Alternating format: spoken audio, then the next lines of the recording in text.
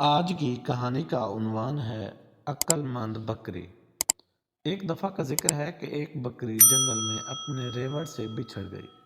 شام ہو رہی تھی اور رفتہ رفتہ رات کی سیاہی پھیل رہی تھی، اس لیے اس نے رات جنگل میں گزارنے کا فیصلہ کیا۔ تھوڑی دور جا کر اسے غار نظر آئی جو ایک پہاڑی کے پاس تھی۔ بکری کو رات گزارنے کے لیے یہ غار بڑی پسند آئی، تو وہ غار کے اندر چلی گئی اور ایک کونے میں جا کر بیٹھ گئی۔ اتفاق سے اس غار کے ایک کونے میں ایک خونخوار شیر بھی رہتا تھا، جو اس وقت غار کے اندر ہی تھا۔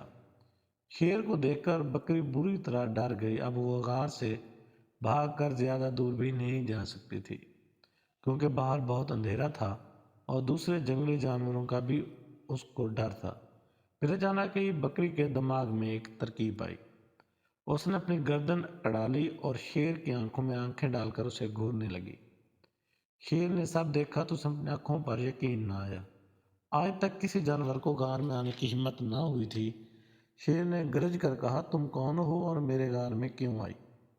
بکری بھی اکڑ کر بولی، میں بکریوں کی ملکہ ہوں، میں نے قسم کھائی ہے 100 چیتے، 50 ہاتھی اور 25 شیر زندہ چباؤں گی۔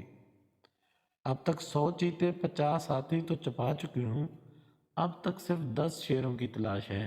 یہ سن کر شیر غار سے باہر بھاگ گیا۔ اسے بھاگتے بھاگتے جنگل میں ایک گیدڑ ملا۔ گیدڑ نے شیر کو یوں بھاگتے ہوئے دیکھا تو پوچھا، اے جنگ کے بادشاہ، آپ اتنی تیزی سے کدھر جا رہے ہیں؟ کیا مسئلہ ہے؟ شیر نے ساری بات گیدڑ کو بتائی۔ گیدڑ شیر کی بات سن کر بہت ہنسا اور بولا، ارے بادشاہ سلامت، اس بکری نے ضرور آپ سے مذاق کیا ہے۔ بھلا ایک بکری ایسا کیسے کر سکتی ہے؟ اس نے تو اپنی جان بچانے کے لیے یہ آپ کو بتایا ہوگا۔ آئیں واپس غار چلتے ہیں۔ آج تو بیٹھے بٹھائے اتنی بڑی دعوت ہمیں ملی ہے۔ اسی طرح شیر اور گیدڑ واپس غار میں آ گئے۔ جب بکری نے دونوں کو آتے دیکھا تو پہلے تو تھوڑی گھبرائی، لیکن پھر ہمت کر کے بولی، اے نامعقول غلام، ہم نے تجھے 10 شیر لانے کا کہا تھا اور تم صرف ایک ہی لے کر آئے ہو۔